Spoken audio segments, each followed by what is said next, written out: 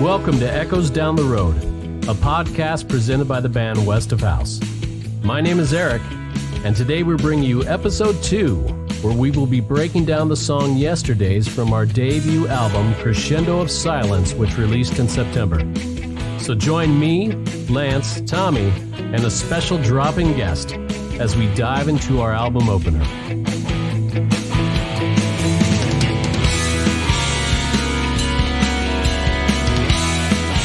Well, welcome back. We are West of House again, and this is episode 2. So we hope you enjoyed the first one. We had a lot of fun. In case you forgot who we are, this is Erick. I am the singer and guitarist for West of House. And I'm Lance Bletscher. I play the 4-string axe for West of House. And I'm Tommy. I'll be your drummer for today's podcast and for everything West of House going forward. And so like we kind of told you guys about in the last episode, we're going to spend the next 10 episodes talking about a song off Crescendo of Silence. So we're going to go one episode per track and hopefully have some insights and fun little stories and mistakes that Tommy made and just some stuff to kind of bring you into our world. We don't know if you actually want to go, but you never know what might happen. Yeah, hold our hand while we walk you through the jungle. All right, we're all new at this. Start this. This is our first commercial promo here. Erick, what did you just do?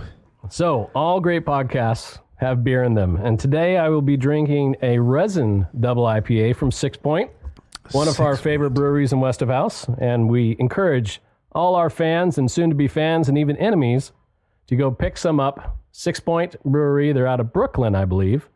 Right. And fantastic stuff. Wouldn't you agree, Lance? It's one of my favorites, that's for sure. Erick wouldn't even share it because it's definitely one of his favorites. No, I guard it like a jealous lover. Tasty. Okay, so this would be a good time if you're unfamiliar with the song or haven't heard it, or hey, just want to listen to it again. You know, you can put us on pause. We're going to be talking about Yesterdays. That's our opening track off the album. So go ahead, play it right now. Go for it. Do it. Do you want me to play it? No, not you. No, I've already heard it. It's for them to play. I know it. Okay. Yeah, I think they should do that. Hopefully you just played it and it was awesome. And if it wasn't, well, the episode will still be awesome too. So let's talk about Yesterday, shall we, gentlemen? Let's do it.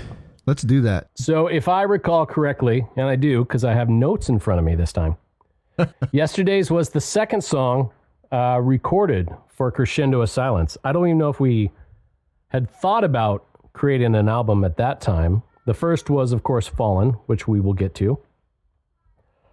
When was Fallen? Fallen was late December? Yeah, we may have finished it in early January, but I know we started the project in December.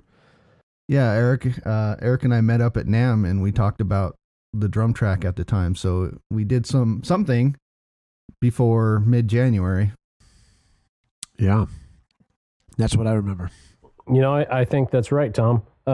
So with Yesterdays is kind of when the West of House idea started coming together. As we talked about a little bit in episode 1, you know, this was originally just a solo project of mine. And then Fallen went so well, it's like, well, these guys did such a good job, we should probably take all this magic and sauce of rock that we have and turn it into an actual band. So we made the band is what you're saying? Yes, we made the band. No, but we made the positions though, right? You were kind of auditioning us, is that what you're saying? and we're so good that life isn't an audition, Tommy. It's all an audition. That's true. That's right. All the world is indeed a stage. You don't even really have the job yet. It's true. It's only been 20 years. It's a tough interview. It's only going to get worse as this goes on. So the kind of the impetus for Yesterdays, you know, if you've heard the track, it's got a new wave foundation. The Cure, Icicle Works, Echo and the Bunnymen, Old Cult. And what we do is when I write a demo, I give it a crazy name that's just off the top of my head that usually describes what's going on. That's why this one, the demo name was Cure the Cult. So what I'm going to do now is I started Yesterdays with about 7 layers of guitar. And those layers actually ended up on the final version of the album. It was kind of a rare feat. Usually anything on the demo gets scratched and redone. But these turned out so well that we kept them. And so I wanted to ask you about that, Eric, because yeah, go ahead. I don't know how much before this time in January, whenever we started this next song, how long had you had your Ableton in your studio, in your garage? Because part of me felt like you were like in a candy shop. You couldn't just help yourself. You were touching everything and licking everything or whatever. So 7 guitar parts on a scratch demo is not normal. So I wanted to ask you about that. You know, there's definitely some candy shop involved. I start, like this first one. We'll play this right now, and that can play under while I'm talking. This is just the left ear track, and it's the rhythm sections, kind of got that new wave feel to it. And, that was one thing I started with. I'm like, okay, well, we got this. This is cool. Well, let's pan it to the left. Okay? And now the next thing we'll play, this is just a little bit of what's playing to the right. So still a similar feel, but you see how they kind of sit together. And this was the bass of the entire song. Like B-A-S-E. Yes, I did not play the bass on this song. That's your job. That came later. It's a land I do not venture to. For sure. And then once you kind of have that bass, well, then you start hearing other things. I had a accent guitar, which so this what you're hearing right now, that's one of the accent guitars on it. And then I had 2 different tracks of that. And then we got really crazy, and then I put kind of a lead melodic line on it. So one of those, this one you're hearing now. So that's going on too. So now you put all these together and you start to have something. Now we do have a later demo of it with these, and let's just play a little bit of that right now.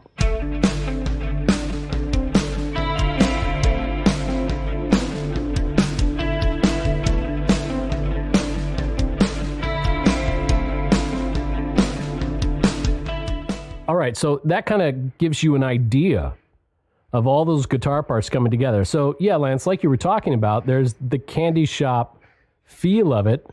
And I literally have parrots outside my house right now. I don't know if you guys can hear that at home. No parrots. I can hear it. Keep going. You sound great. The parrots are agreeing that Yesterday's is a kick-ass song. For okay, sure. but all those layers come together, and I spent too long talking about it, but the short answer is I hear those layers in my head.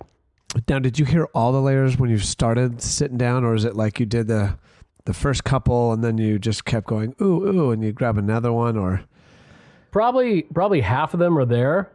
Okay. And then when they lay down, then you start hearing, it's similar to coming up with vocal lines, Yeah. but it'll be like a guitar line, like that lead that we played earlier, from the little lead from Yesterday's.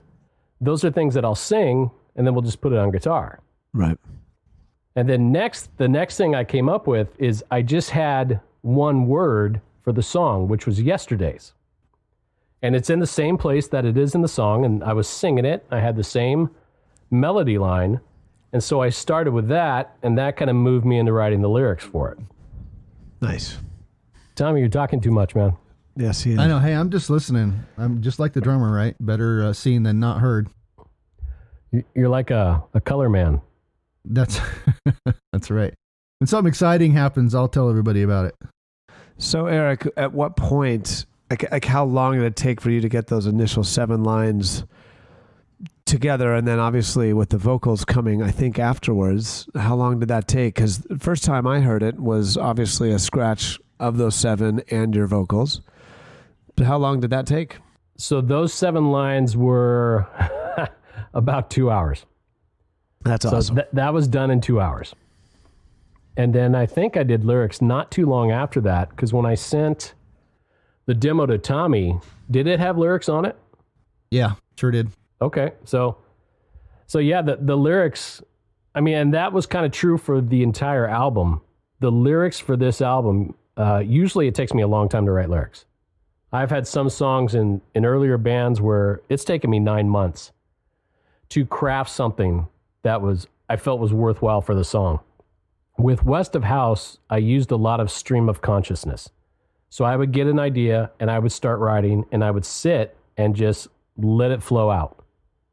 And the majority of times it worked. We didn't have a lot of rewrites on this album, which is good or bad, depending on if you like our lyrics. But yesterday's was one of those. It just kind of came all out. And then you look at it, you're like, oh, there's actually a message here. And we'll kind of get into that message first when we talk about, the lyrical makeup of yesterday's. But it was weird. I've never had an experience like I had on Crescendo of Silence, where all these thoughts and ideas came pouring out that quickly and turned out to actually make sense and not be complete nonsense. Yeah, I would agree. I think I told you many times how fast you were pulling these out, and hey, I put another track on, I put another scratch, this and that. And I was like, where is this all coming from? Because most artists aren't able to produce that much quality with not just a single little line. And that also came to be true with your lyrics. So not to blow you up, because, try to keep each other humble, but. Well, I appreciate it, Lance. You see, people, there's a lot of love in West of House. There is. We very rarely make fun of each other. Well, we don't mean it. What the heck are you talking about?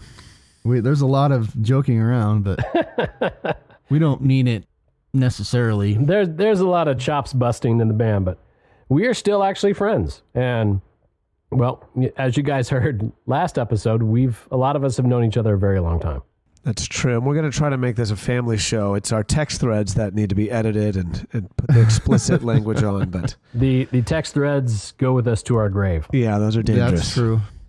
But after vocals, what I do is, I've got my fake drum track, which you kind of heard on the clip we played.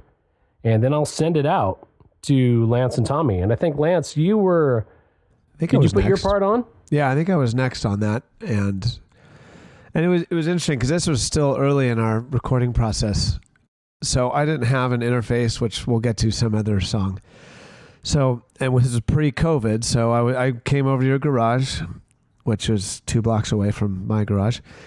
And we sat down and you kind of plugged in and recorded. I think Scotty was there, one of our other drummer friends from other projects. And so, yeah, it was just scratch dry, your vocals and your scratch.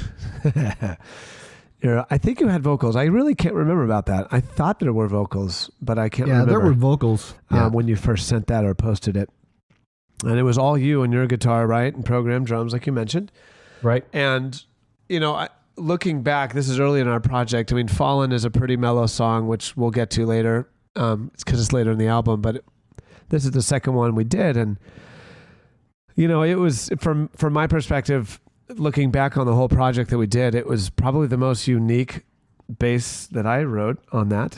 And I have to say, I'm actually embarrassed. I told this to you a few weeks ago, Eric, that the song was broken up in 3 sections in my brain. Looking back, there were just really 2 sections. But for some reason, I heard a verse.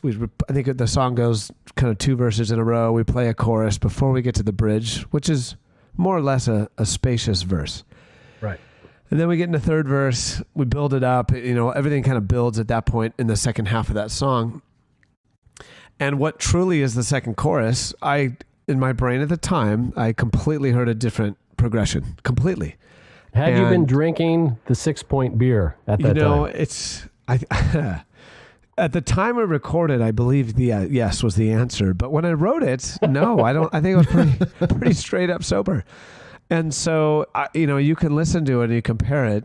I've got a chord kind of ends each of my progressions. I rarely do that in songs. But that song just made it sound like this 3rd section needs something different. And I look back, I'm a little embarrassed by that. But it actually folds in super well with the song as it builds up, because I know Tommy mentioned this before when we were having discussions / arguments about what song should start this album. It takes so long for it to build up. I remember Tommy mentioning that. And it is kind of a mellow build, and it just kind of, bam, hits you in the face when we get through the bridge. And that's kind of why I think that second chorus for me was totally a different progression. So I'm a little embarrassed to admit that as a musician, but it turned out great. And I love the fact that it is the way it is. No mistakes in music, right? That's literally right. I have to say that bass line is really cool, Lance. I sent Eric a message afterwards, and I'm like, holy crap, that was a great line that he did. And so On that it was second really chorus, cool. or that? No, that whole song, that melodic bass line. My brother plays a lot like that, so I like that kind of bass. And it's hard to find people that can do that really well. And you nailed that song. That was such a great bass line, and it really led to me wanting to play a lot less so I could give you more space. I appreciate that. I remember when you said that. When you texted that, you said that was a very melodic whatever. I didn't know if you were taking a shot or, hey, that's not like a normal driving bass player. So the fact that we're actually having this conversation now makes me even love you even more, Tommy. Hey, anything that makes Tommy want to play less, I'm a fan of. Hey. Hey, let's not go there. Well, yeah, so I did a pretty mellow, mostly mellow part for this, and did a lot of 4 on the floor with the kick drum in the verses or the choruses, just to push that along so you could do your thing. You did, and I remember that too. I thought that exact same thing. Because I know that's hard for you, Tommy, because you're kind of that 80s, just like going to fill up as much as I can. You have that awesome a 5th gear, 6th gear that a lot of drummers don't have. And so it's cool to see you have that tenderness too. I think that's one of the cool things that kind of set us apart from other bands. I mean, there are other melodic bass players out there, of course, but kind of that foundation in West of House, if you're listening to the album, and I invite anyone out there to actually do this, kind of separate tracks in your ears if you can, and just listen to those bass lines.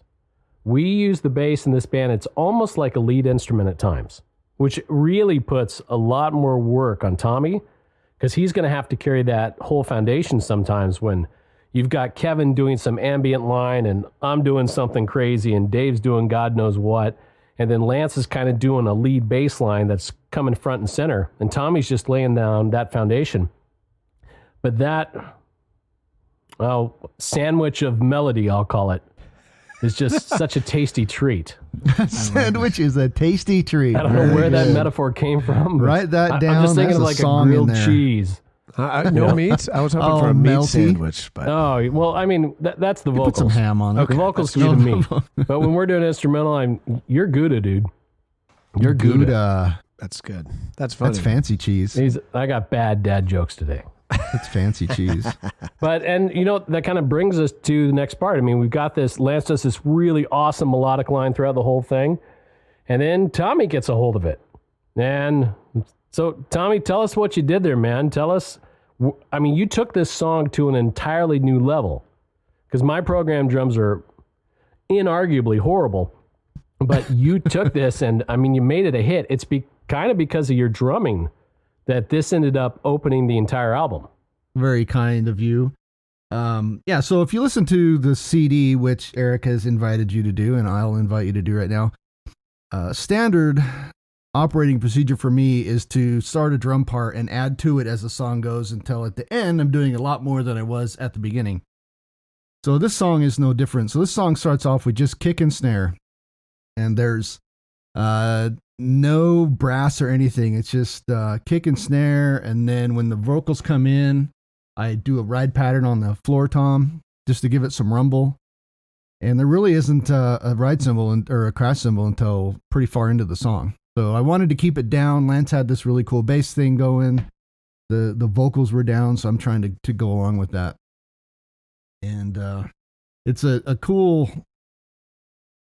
song because of the arrangement. It's not like verse, chorus, bridge. It's kind of chorus and then or a verse, and then I don't know what, Erick, you would call that second part. Then we come back to the verse again. Yeah, it's interesting. But, like this kind of like the whole album, and I think our whole sound. The song reveals itself over time, because we kind of do a double verse and a mellow chorus before that bridge, and then it's like punch in the face, and then we really get moving. So you're right. It does have this, like, we slowly reveal the greatness of what we're trying to do, I guess, which maybe I'm pumping myself up here, but I agree. It's a good song starter and an album starter, which is maybe not a normal album starter, which is normally punch in your face. And this one, I thought was just a beautiful process. Well, we had that before. I mean, we'll go back to the drums, Tom. I don't want to interrupt you, but we had that really great review where the guy talked about Yesterday's and how it opened the album. And I've got the quote here where he says, West of House, let the evolution of the groove become almost mystical. Because for 1 minute and 37 seconds, you have this buildup. The hook hasn't shown itself. The chorus hasn't shown up. And, opening an album with this, it's almost drawing in the listener very slowly. It was funny that there is a text message that exists out there during the argument of what song opens the album, where I won't name him, but it rhymes with mommy. Yeah. And in it says, for 90 seconds of Yesterday's, nothing happens. We weren't offended, Yeah, Tommy. I was, wanting something to come out and punch me right in the gut right off the bat. But I think, no, it was a good idea. I'll concede that. But to your point, Tommy, it's not normal to start an album like that. So, but Right. it's worked out really well. But it's got a good groove. It has a good sound. And of course, this is the first song I think Erick's ever done with a cowbell in it. Oh, yeah. I figured we were going to talk about the cowbell soon. We're talking about the cowbell. The bane of my existence. So back to what I was talking about, how I like to build up parts. The cowbell comes in the second half of that phrase that we're doing on 1 and 3, which I actually picked that up from Love Shack by the B-52s, because that has a cowbell on 1 and 3 through most of the song. So I stole that from the B-52s, believe it or not. Wow. And then we get out of that section, we go do a chorus, we come back into it, and then when that starts up again, instead of more cowbell right there, it's the same cowbell as the last time. So on 1 and 3, and then halfway through, it gets the cowbell on the downbeat. So instead of building up a phrase at a time, it's actually building up a half a phrase at a time, which I thought was kind of fun. And before you speak, Lance, because I do want to, so Erick was talking earlier about different guitars and different ears. Even though I can play the cowbell and the drum part at the same time, I recorded it separately because when the cowbell's on 1 and 3, it's only coming through the right overhead channel, the overhead mic. Didn't you do that just in case I hated it? No. Yes, you did. Your subconscious knew what. No, that cowbell was in there. So then when the cowbell comes in on all 4 downbeats, then I pick it up over both overhead mics. So if you have headphones, listeners, and you can kind of hear that go on. So it's another way of giving urgency to the part by adding more cowbell, but also more presence. It's not any louder. It just gives you more presence because it's in more microphones. And it works, Tommy. I mean, I don't disagree. I love a cowbell, but it's a hard instrument to fill into a song. But I do have a funny story, just so we don't want to mislead any of our listeners here. So when I got married, I had 2 requests for the band that we had hired for our reception. No YMCA. That's not happening at my wedding. No, people walking around and holding each other. And then no B-52s, especially Love Shack. Not acceptable. Rock Lobster, I did like it for about 5 minutes when I was in college. But man, Love Shack, woo! Not happening. So I'm glad the inspiration didn't bleed in fully, but just the flavor. Love Shack is a cover band staple, so I've played it a few times. I'll keep your secret safe. They love the Shack. That's right. So a little extra part about this drum part, I used 2 hi-hats, and I probably didn't need to because this song is pretty mellow, but I felt like the groove that I wanted to play in the chorus needed a smaller, quicker hat, which actually I stole that groove from Devo and Whip It. If you listen to the choruses or the verses of Whip It, it's kind of the same groove that I played in the chorus of Yesterday's. So Devo and the B-52s. That's right. That's right. That is a wide, varied range of influences on this song. That's right. Who did you pull from, Lance? Was there anyone that you pulled from for Yesterday's? No, I just listened to what you did, and that's what came out. So sometimes that's good too. That's how I write mostly. Correct me if I'm wrong. Does there exist a bootleg version of Yesterday's with cowbell cranked up to 11. Yeah, Eric, before you got on, before this show, Tommy and I had a discussion about this. And that when when Tommy brought up the cowbell, I said, yeah, that didn't work out very well because we had to really pull that back. And Tommy's like, no. That was a total joke. Was it Bobby who laid that in there and just overloaded? Yes, that was Bobby Phillips. Oh, man. The audio sorcerer behind everything we do in West of House, pretty much our sixth member. The mix ninja. Yet at the second song that he was mixing, he basically gave Eric an aneurysm because it was just pure cowbell. It was almost SNL-esque. Quarter note cowbells. Do we still have that in the archives? No, not that I know of. I think I have a copy of it. Tommy, I knew you were going to take it and destroy so here's a few seconds for those of you listening. Again, the bane of my existence, the cowbell. But on yesterdays it works, but maybe not quite at this volume.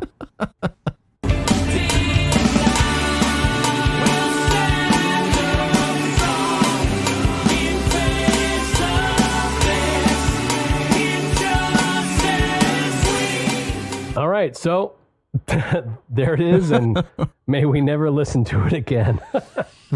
That's like a B side. Yeah, we'll do. That'll end up on the EP. Oops, can't talk about that yet. Oh, what? Secret. We're doing an EP? No, quiet. Deny it. Oh, wait, am I on that, or do you have another drummer doing that one? Depends how much cowbell you're going to play. He's called 808. I'm doing all the cowbell. It's 808. Rude. So rude. Roland. That's his name. So drums, awesome. You got anything else to add there about the drums, Tom? No, it's just super simple. Kick, snare, hat, and the only tom in it is just the ride tom. I'm just riding on it, and I don't think I did any fills on any tom, so I just wanted to keep it simple because the bass line was so awesome. Thank you. I'm blushing. You can't see, but I am. Oh, I can see. For the listener, we are on Skype, because COVID, and I can see these handsome young gentlemen.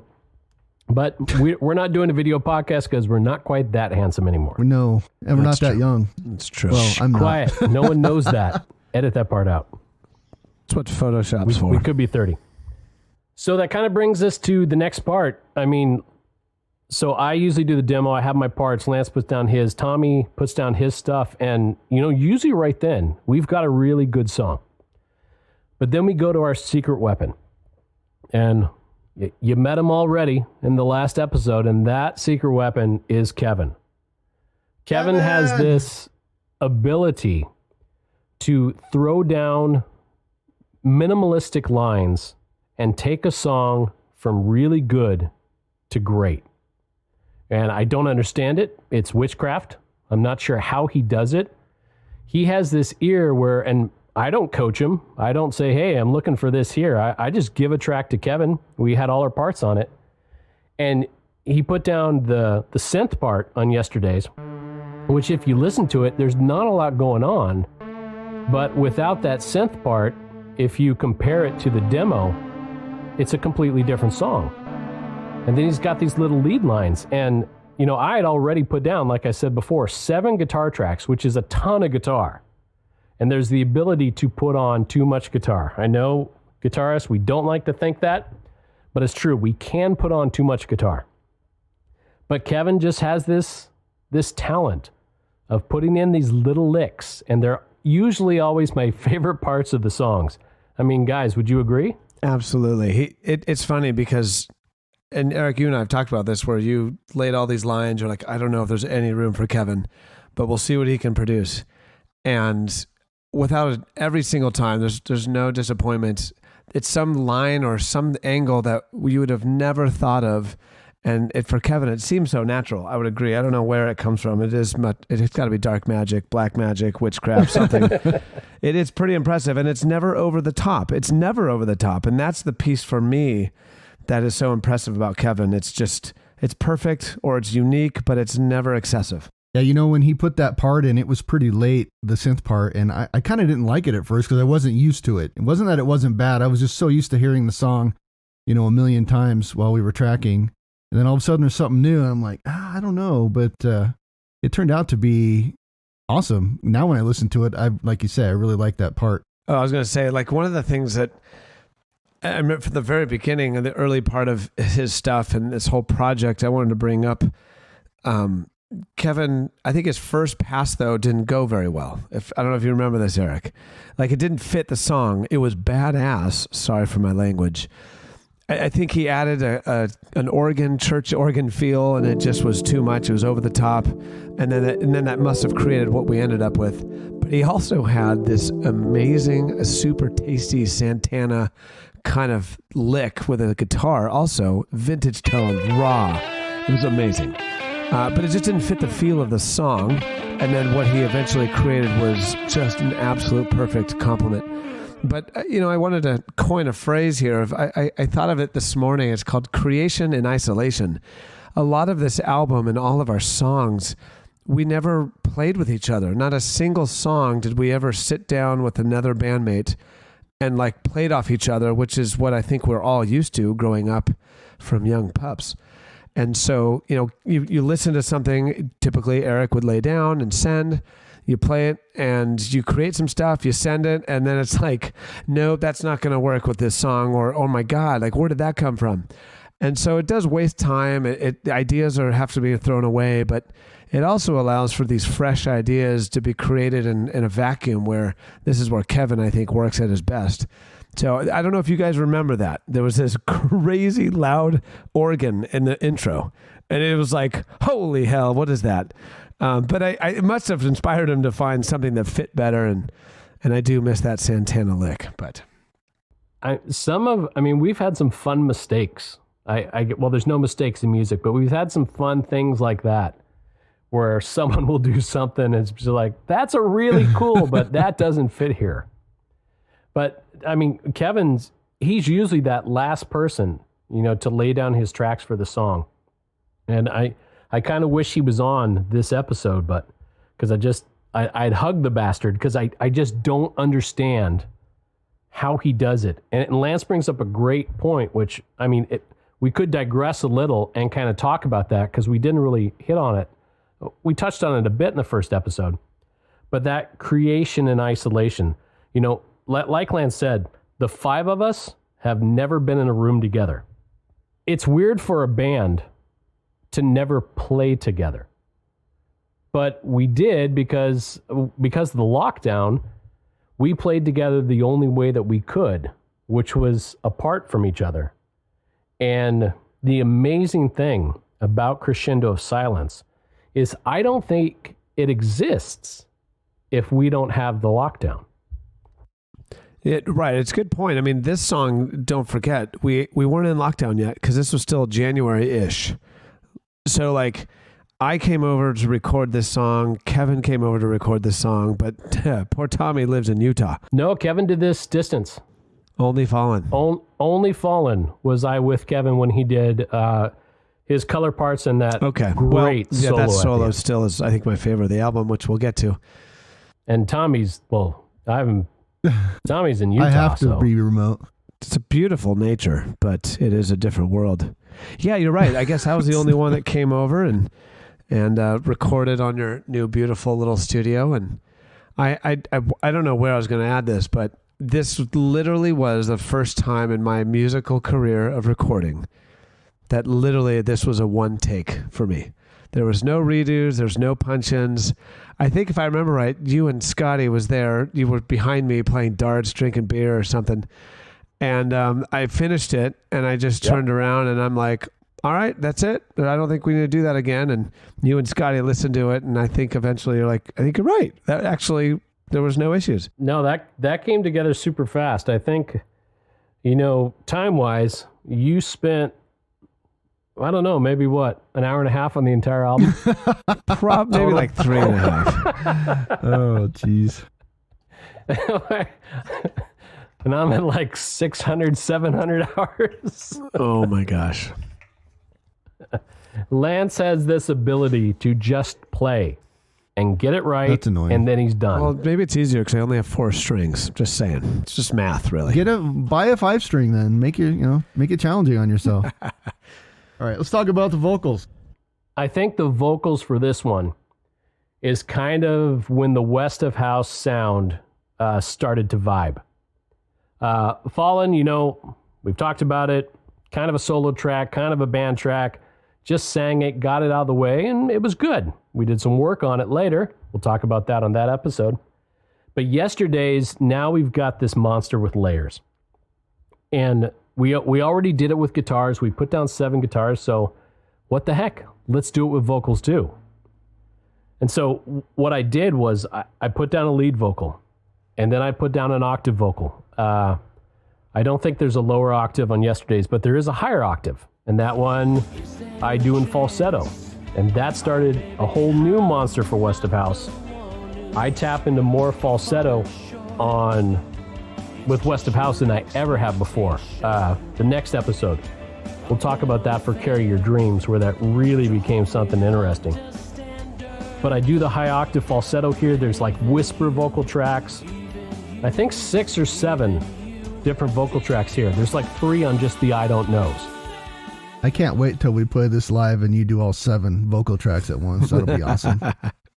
And people tell me all the time, can't wait when COVID's over. We're going to come out and watch you. And I'm like, well, we will get there, but maybe, well, I don't know. We will play live. We'll just, there'll be a few plane trips involved.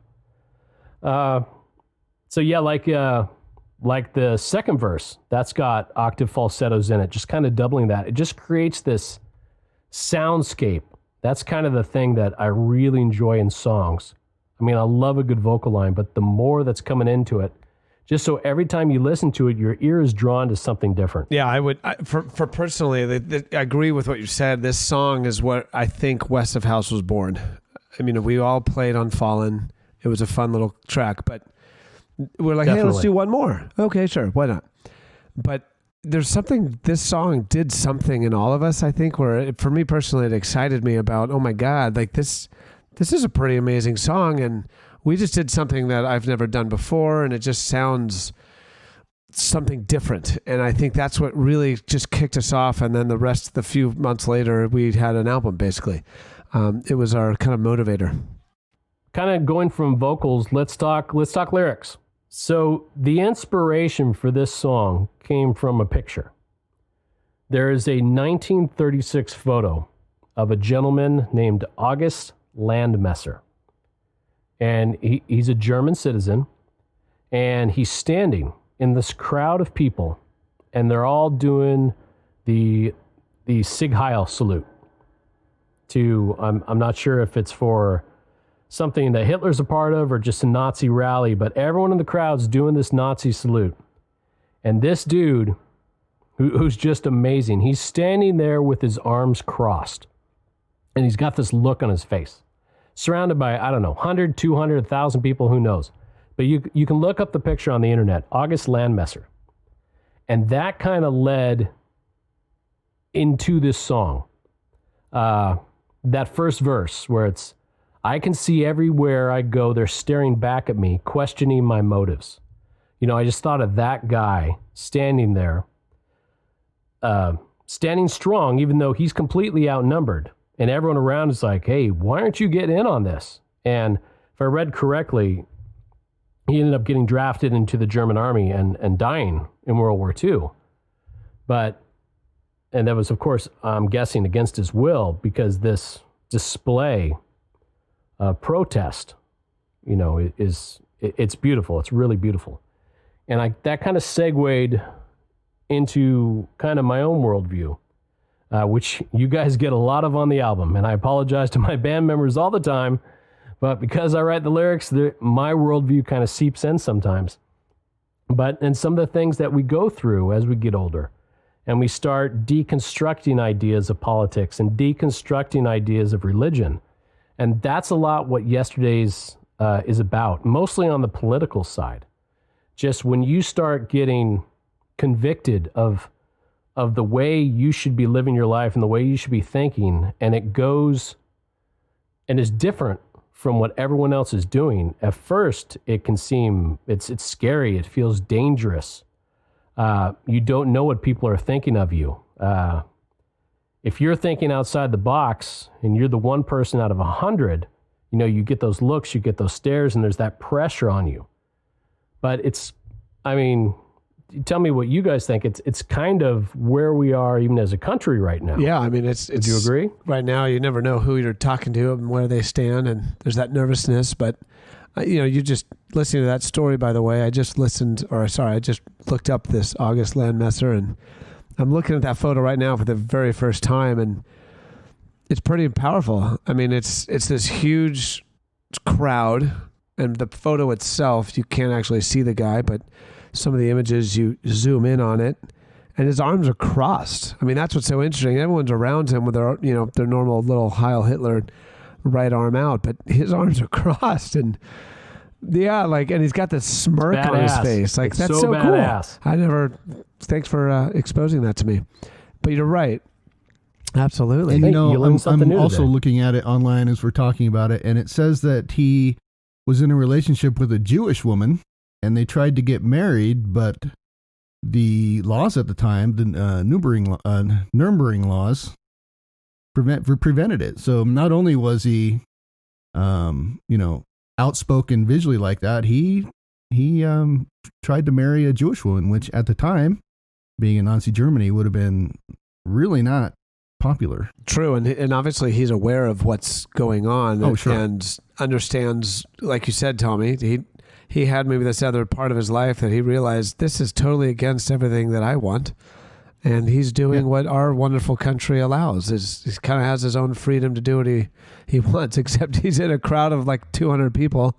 Yeah. He's the only one not saluting. Impressive. And it says he was actually spent 2.5 years in a concentration camp because of it, because of his relationship with Miss Eckler, says is her name. God bless America. That's right. Irma Eckler was his wife to be, and he spent 2.5 years in a concentration camp, which is most likely a lot more difficult than prison. So that's pretty heavy. Well, that explains. I didn't even know that. Thanks for looking that up. I mean, I'd cross my arms too. That guy's now he's even more badass. He's even more of a hero. He's not only got this disagreement with what's going on with the Nazis, but love transcends everything. And segueing back into yesterday's and even all of our songs, there's kind of that idea that love is the most powerful weapon that we have. And it transcends hate. It transcends ignorance. It transcends the accepted worldview and takes in the right worldview, because those two things aren't always the same. One of the lines from yesterday's that just kind of stands out is, we say, it's a bit unfair to hold me up to standards that even you deny. And that kind of has a basis in all that hypocrisy that we see, even from our leaders who call for high moral, ethical standards. But, when the lights turn off, you find out who people really are. And then that rolls us into that chorus, which I just love. We'll stand up strong in face of this injustice. We cannot live with ourselves if we fall back to all our yesterdays. And we see that. We see history repeating itself time and time again. And I've never been able to understand it, how we fall into these same patterns of hate and disenfranchisement and I'm forgetting the word right now. Hate against the marginalized, the disenfranchised, the poor. I could go on and on. We'll start throwing out scripture and politics and all sorts of stuff, about loving justice. But the bridge of yesterday's is kind of where we make our statement, that change will come. There's not a way to stop it. Change will come, an inevitability. That is so cool. Nobody can sing a 7-syllable word like that. And I am so bad at hearing lyrics. When I first heard this, I didn't know. I thought that was like 3 words, because I don't read the lyrics. I just listen to the music, and I don't listen to every lyric, but until I get a chance to read them online when you post it. And I'm like, oh, that's 1 word. And I think I sent a text to you as soon as I read that. I'm like, wow, you sang a 7-syllable word, and that was pretty badass. Is it 7? I haven't counted. Is it 7? Inevitable. The way you sang it is. I don't know if 7. It is, but right. You made it 7. No, I'm sure some people cheat. I can hardly say that word, let alone sing it. That was pretty impressive, actually. Oh, thanks. And then kind of the last thing after those lyrics, the very last thing added to the song, which I don't even think you guys knew till I sent you the last mix, was the quote by Elie Wiesel. You know, he spent time in a concentration camp. He's passed on now to something far better. But this is an amazing guy, if you don't know anything about him, Elie Wiesel. And he's got this quote. It's from a speech called The Perils of Indifference that he gave. The Clinton White House was honoring him. And he gives this speech about how indifference is so much worse than some of the evil things we do, because it's just that ignoring the humanity of people. And that quote we use from the song is from two different parts in the speech, but it's spliced together. It says, to be indifferent to that suffering is what makes the human being inhuman. And in denying their humanity, we betray our own. And it just goes back to that idea that when we deny the humanity of others, when we put them at a lower place than we are at, we're giving up our own humanity to do that. And we become more callous, and our hearts become hard to that. We lose the ability to empathize. We lose the ability to have grace and mercy for others. And it's what slowly kills you. It's like cancer. It's a slow killer of the soul. I'm sure I'm rambling now and going off on a tangent. We're getting to the deep stuff, Westies. The deep stuff deep here. West. The far, far west. Starting with song 1. You're in the deep west now. And I really like the chorus, the phrasing of the words. We'll stand up strong in face of this injustice we. So that's the end of one sentence and the beginning of the next sentence, but that's all you say right there. Injustice we. Right. It's like, yeah, that's cool. That I like things like that personally. I like how there's a play on phrasing in songs. So I think you'll remember that, Tom, we were in a band, if you don't know, called God Complex, and we had a song called Puzzle. And on Puzzle, total digression, I wrote that song driving into the studio, and I actually got the inspiration from a McDonald's billboard. I kid you not. But we had done the music, and we needed vocals. We were recording at Sunset Sound in Hollywood. Beautiful studio. This historical, wonderful studio. And I'm driving into the studio, and I need lyrics. I'm like, what am I going to write? So I see a McDonald's billboard. Do you remember the first line, Tom? Take a look at what you want. There you go. Yeah. So we're doing this song Yesterdays, and I see the billboard. It says take a look at what you want. It's yours if you ask. And that just set me off. So I write a first verse, and I don't know if it was laziness or genius, because there's such a fine line between the two. For the second verse, I sang the exact same lyrics, but I changed up the phrasing to where I'm singing the same thing, but I'm singing it in a different phrase, and it means something completely different. And that's kind of what I do in Yesterdays. When you read it straight, it says something, really wonderful about standing up against injustice. And then you change the phrasing, and what it does, it draws the listener in. They think they're hearing something that they're not hearing. And it forces them to really listen to the lyric and take in what you're saying. So, it's a trick. It's a parlor trick to draw the ear in, and they're like, oh, wait, did I hear this? No, this is something else. And it's fun to do lyrically. As a lyricist, I enjoy those little mind games you play with people's ears. Eric, I struggle with vocals too, to hear them, like Tommy mentioned, even to understand them. And what you just said about how you phrased it and how you've always mentioned to me, lyrics should be able to be written well. They should be able to mean many different things to many different people. And that didn't hit me at all, because for those of you who don't know, I'm in education, and I'm definitely a visual learner. And I had no clue really about what the song's message was, but the video that we'll talk about in a little bit that this song ended up producing from a friend of ours really brought this all for me and came to kind of the forefront. And looking back now, I think that video really brought this song's meaning and the lyrics to me and allowed me to kind of marinate in those words that you're writing. So good on you, Eric, because obviously that's a gift, man. You've got a talent there that none of us else have in the band, and from different angles, and that's something that's very special. Thanks, dude. Appreciate it. Good words. I got good bandmates. So we've yapped about yesterday's quite a bit. So what we're going to do now, we're going to play it. And we're going to cue it up, listen to the whole song, and then we're going to talk a little more and end the episode. But right now, here we go. The album opener from Crescendo of Silence by West of House. This is Yesterdays.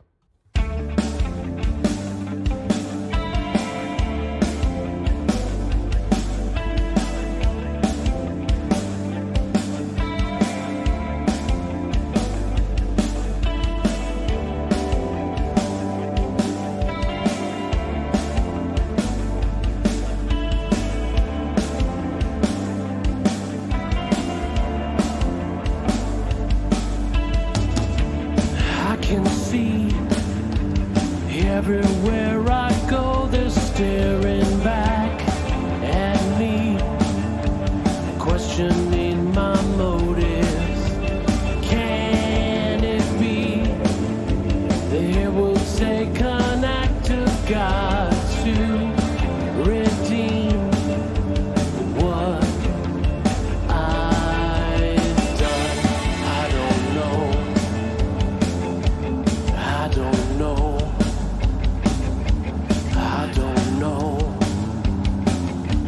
I don't know. Is there a chance that maybe I'm not the one who's falling short? It's just your expectation, a bit unfair to hold me up to standards that even you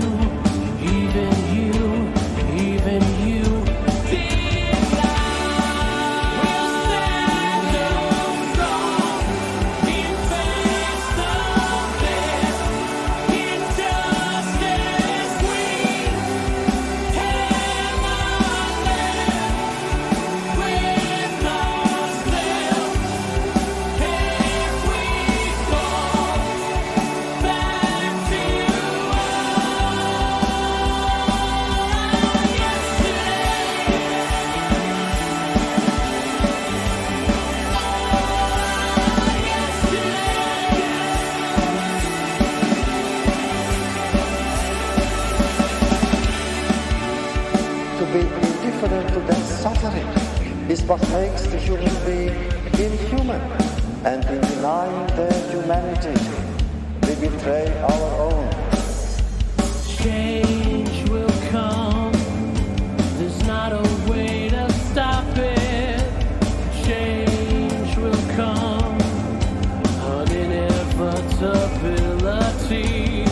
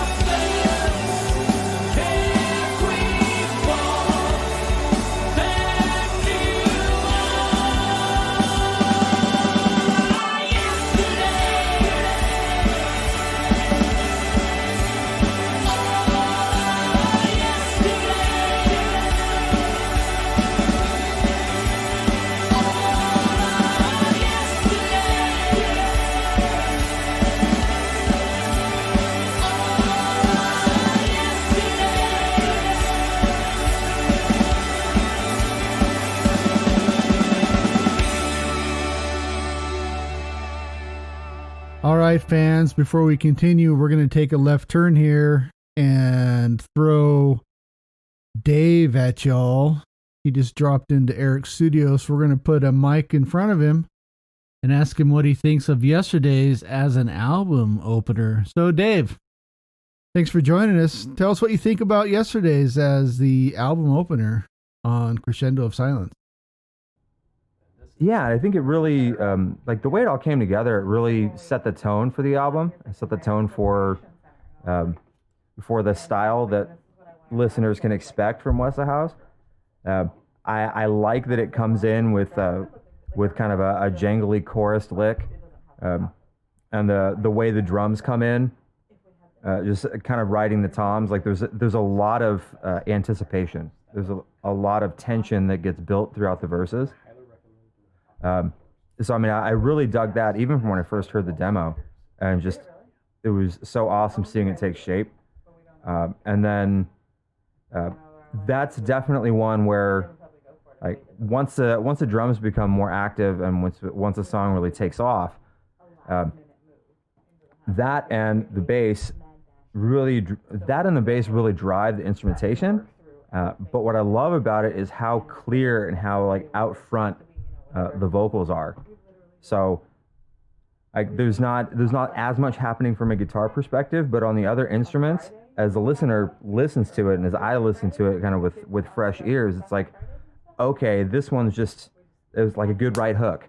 Like, here's what we've got. Like, we're not screwing around when it comes to bassists. We're not screwing around when it comes to drum parts. And, oh, here's the ton of bricks. We can all sing. And our lead vocalist really is a powerhouse. Like, more than you would give credit for, more than a lot of our peers and a lot of what pop music is giving us these days. So it really is it's a very clear differentiator from the jump. Like some of the vocal strength coming out on that, like it's a very U2 arrangement, but to me it's very Queensryche vocals.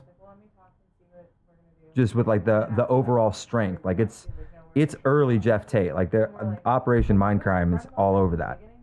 You know what, Dave? I couldn't agree more. I have always been a big fan of Erick's vocals, and 20 years later, I still am. I'm looking forward to seeing what else he has in the tank for future West of House albums.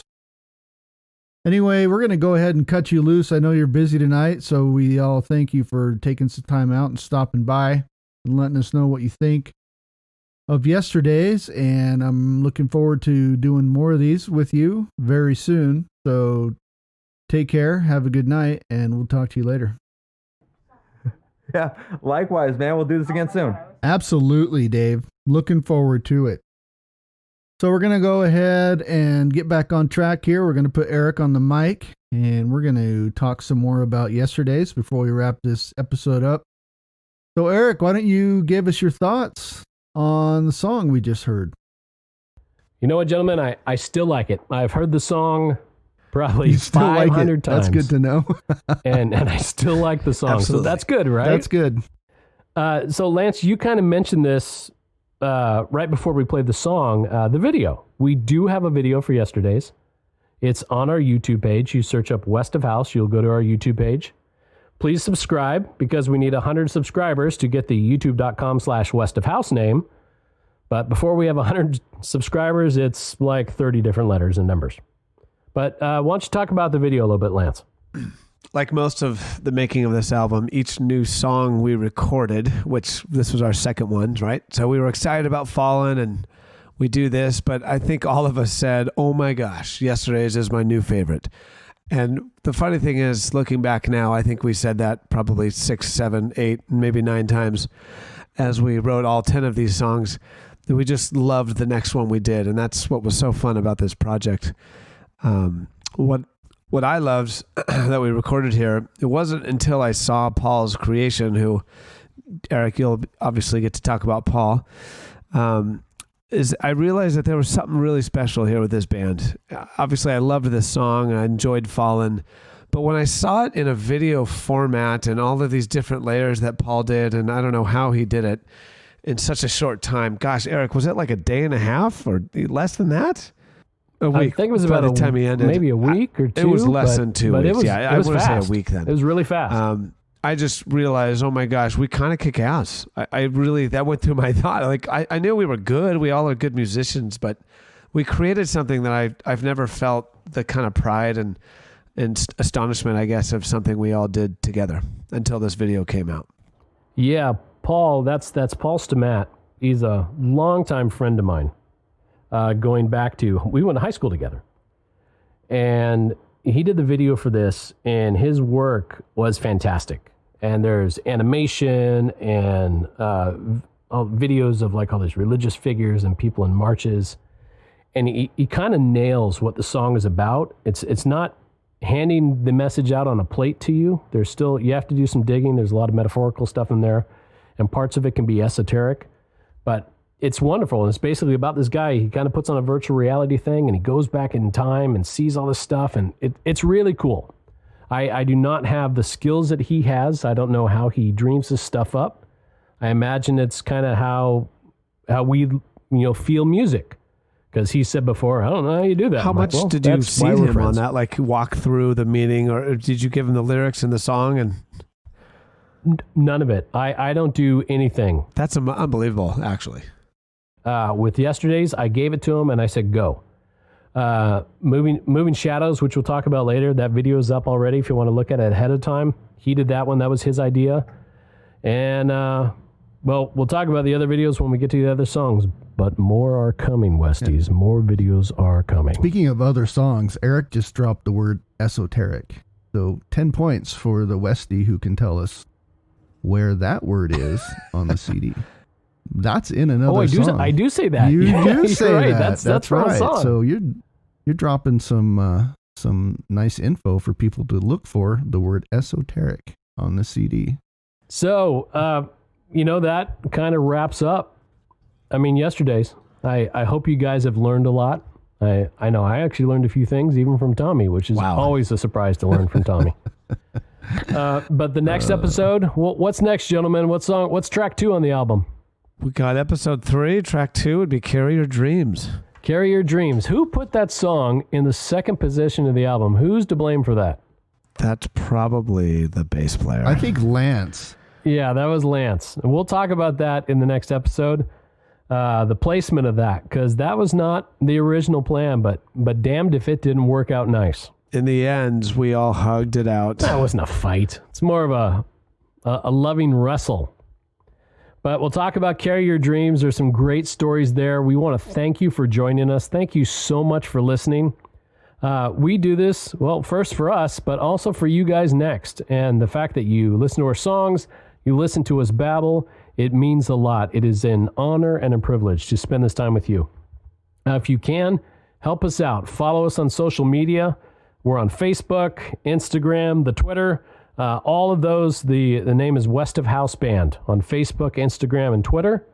On YouTube, you can look us up just by typing in West of House, and we shall appear. At Bandcamp, we are at westofhouse.bandcamp.com. That's a great place if you want to support us financially, which we will not say no to. And also all your streaming services, Spotify, Apple Music, iHeartRadio. Give us a listen. Those streams mean a lot. Add us to your playlists. Listen over and over again. And get ready, because sneak preview, there is new music coming. Which you'll learn about in episode 12, I think. Sounds good. So, thank you for your time, and we will see you guys. Have a good one.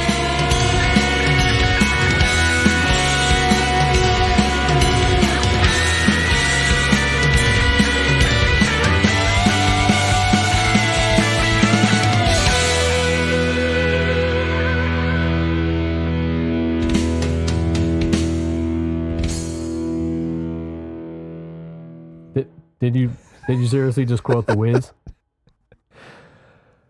Wow. Oh, I've seen The Wiz. That's from The I don't Wiz. remember that, but all right. No, I'm just saying we started with That's not bad. Fallen. Yeah, Wiz is a great show. If you want to digress into Broadway I've played a few. musicals, I've been in a few. go for it. You've been on stage probably. I'm in the pit. Yeah, that's Erick's wheelhouse. I can't sing. I know, right? Yeah, it's true. Yes, West of House fans, I do have a Broadway background, so look out there. Hopefully those videos will never see the light. I'm searching for them right now.